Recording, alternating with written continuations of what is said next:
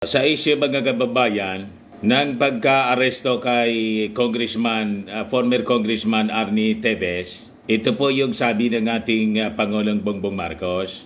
Sabi rito sa ating balita, President Marcos has assured Filipinos that the government will do everything to bring former Congressman Arnolfo Arnie Teves Jr. back to the Philippines so he can face the charges against him. So, yung ating PNP po, nagre-ready na rin. Nire-ready na po yung detention facility para kay Arnie Teves. Kasi po, sabi ng presidente ng Timor-Leste po, si Ramos Horta, gusto niya na immediately or ASAP, mapauwi dito sa Pilipinas itong si Arnie Teves. Ayan po, yung balita ngayon.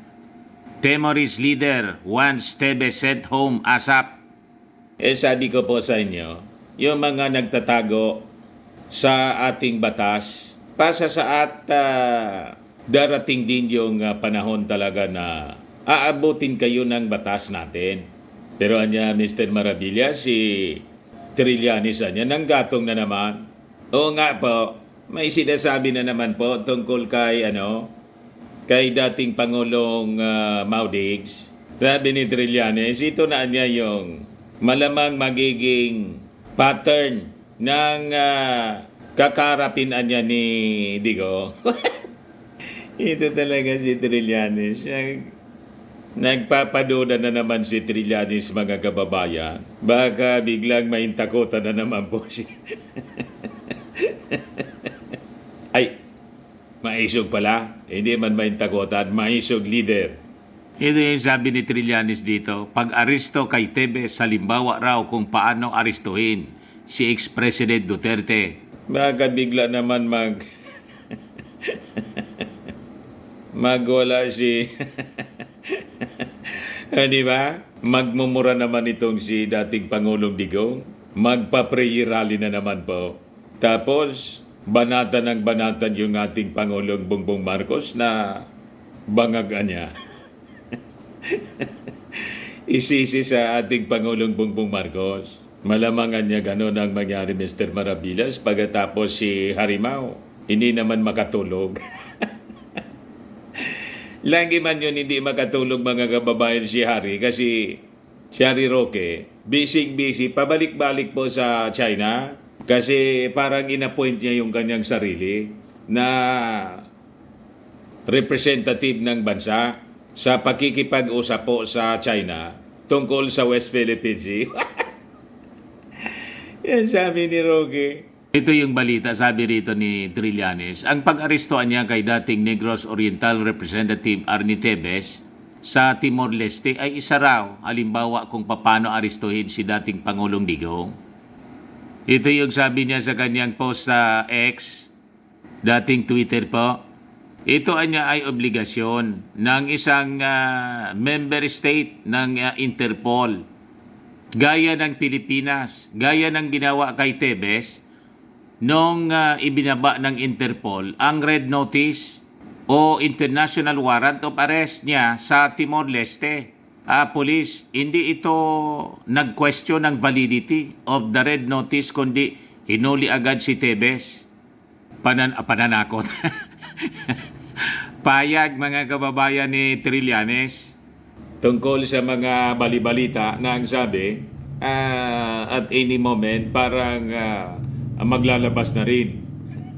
Anytime, maglalabas na rin ng warrant of arrest yung International Criminal Court laban sa dating Pangulong Digong. O, di ba? Yun ang hindi magpatulog, mga kababayan, kay Atty. Harry Roque. O ngayon, going back dito sa naging payag ng ating Pangulong Bongbong Marcos, sabi po niya, rest assured niya that the government will take all necessary actions to bring him back to the country so he can face the charges filed against him. I assure niya the Filipino people that we will spare no effort in ensuring that justice will prevail in this case. Marcos commended the collaborative efforts of the country's law enforcement agencies and the international partners in the successful arrest. So natutuwa yung ating Pangulong Bongbong Marcos sa mga naganap. Ang akala siguro ng dating congressman na si Arnie Teves, safe siya doon sa Timor-Leste. Ayun.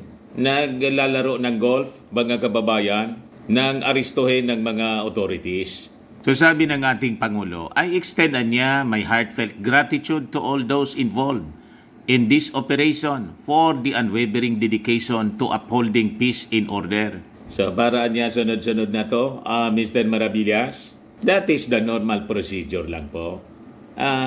It will take time talaga. Depende sa... Pero hindi nagpapabaya yung ating mga authorities. Impossibly si Bantag, hindi magtatagal, matitiklo na rin mga kababayan ng ating mga authorities. Siyempre, dire-diretso yung tracking, yung pagtugis po sa kanya para maiharap sa hustisya.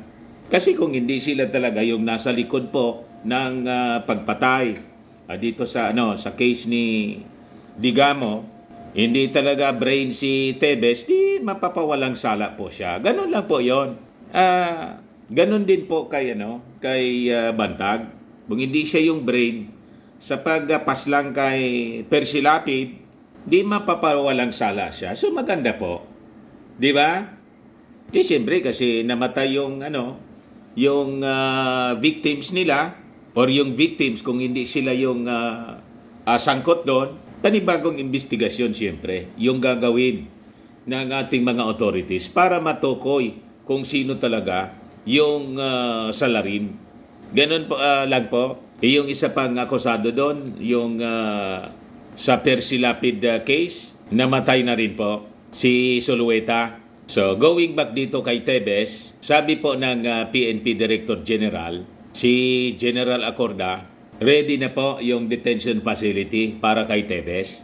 So kung sila daw ang itatap, kung si Teves would be decided na under police custody siya rito, itatas niya yung CIDG to secure him on his way to Camp Crame.